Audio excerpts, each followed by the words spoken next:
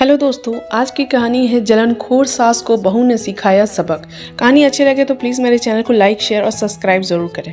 अरे युग की मम्मी, चांद जैसी दुल्हन लेकर आई हो अपने बेटे के लिए। जैसा बेटा वैसे ही बहू ढूंढ डाली तुमने।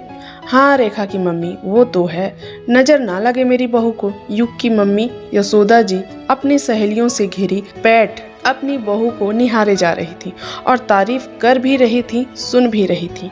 आज ही बहू की मुंह दिखाई थी, जो कि देखने में सुंदर, सादगी भरा व्यवहार कि उसे देखकर ही मन खुश हो जाता है। इस बीच एक सहेली ने कहा, बहुत सुंदर है।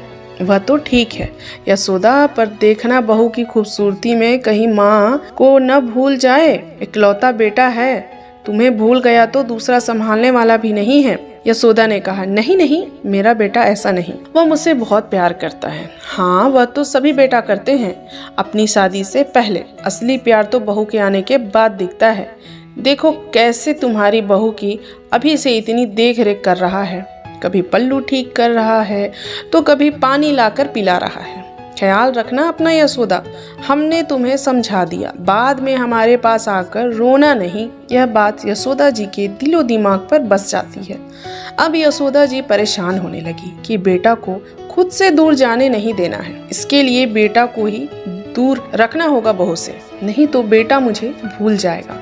पार्टी खत्म होने के बाद सब अपने अपने कमरे में जाते हैं। युग और नंदिनी भी अपने कमरे में चेंज कर बैठे थे। युग नंदिनी की गोद में अपना सर रखकर बातें कर रहा था। तभी यशोदा जी की जोर से चिल्लाने की आवाज आई, जिसे सुनकर युग और नंदिनी दोनों अपने कमरे से दौड़कर मम्मी जी के रूम में गए तो देखा पापा जी मम्मी जी को बेड पर बैठा रहे थे। युग ने पूछा, क्या हुआ पापा? पापा जी ने कहा, बेटा बाथरूम में गिर गई, मैं तो यहाँ बुक पढ़ रहा था। बाथरूम से चिल्लाने की आवाज सुनकर दौड़ा तो देखा नीचे गिरी पड़ी थी। नंदिनी ने पूछा, कहाँ पर चोट लगी मम्मी जी?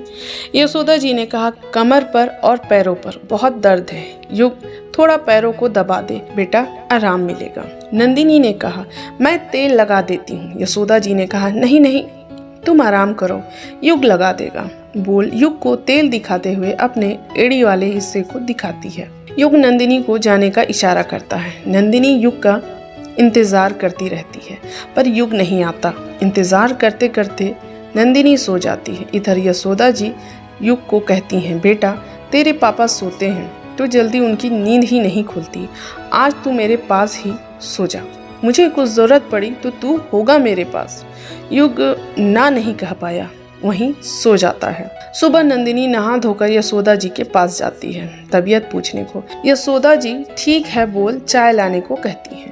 सास ससुर को चाय नाश्ता कराकर नंदिनी युग के पास जाती है। संडे का दिन था, युग को ऑफिस नहीं जाना था। युग नंदिनी से कल रात के बारे में बात करता है और कहता है, तुम नाराज तो नहीं हो ना नंदिनी?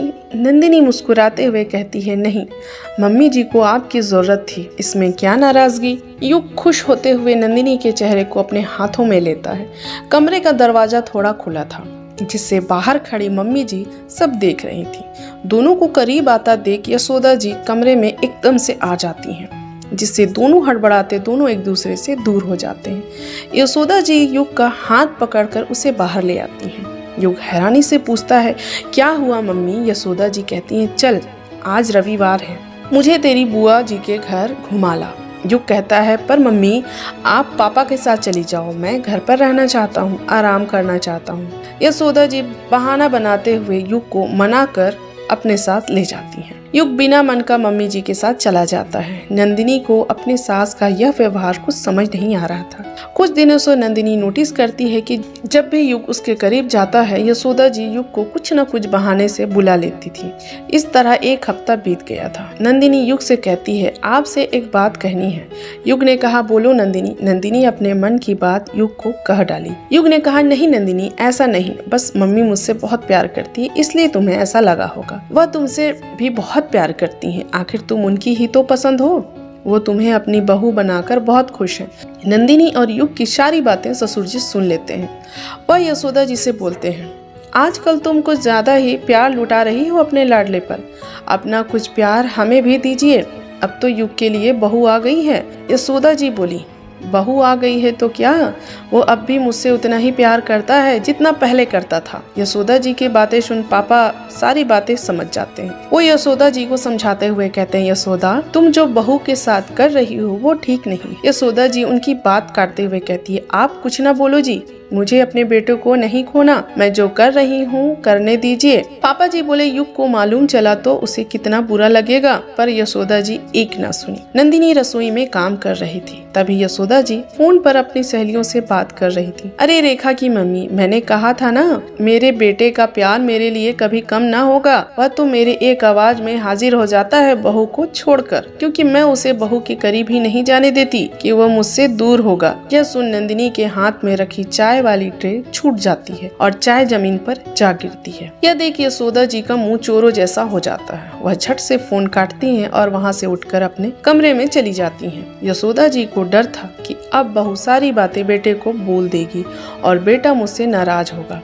रात को खाने के वक्त यशोदा डर से खाना खाने नहीं जाती, पर बहू जिद कर उन्हें खाना खिलाने ले जाती है। बेटा को देखा तो वह बिना कुछ कहे खाना खा रहा था। यशोदा जी सोची शायद बहू ने अब तक युग से नहीं कहा, सुबह तक जरूर बताएगी। खाना खाकर यशोदा जी सोने गई तो उनका मन विचलित था, ये सोच कर कि ऐसा क्यों किया मम्मी, बेटा पूछेगा तो मैं क्या जवाब दूंगी। पूरी रात करवट बदल कर काट डाली पर आंखों में नींद नहीं थी। सुबह बेटा रोज की तरह नहा धोकर मम्मी के पैर छू आशीर्वाद लेकर साथ में नाश्ता किया और चला गया।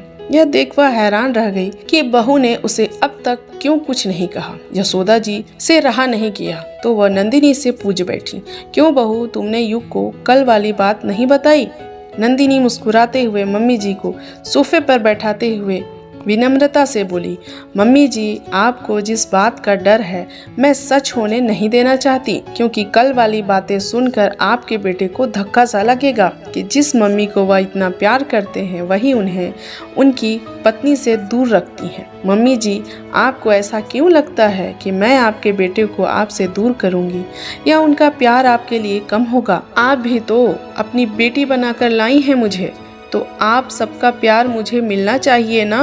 बेटे का प्यार माँ के लिए कभी कम नहीं होता, बस थोड़ा बट जाता है। आप भी इस घर में आई थी तो पापा जी का पूरा प्यार, पूरे परिवार का प्यार मिला होगा ना। अगर ऐसा ना होता तो आज आप खुश ना होती। जिसके लिए ब्याह कर आए हैं उसे ही दूर रखेंगे तो ना आप खुश रहेंगी, ना मैं और ना ही आपका बेटा।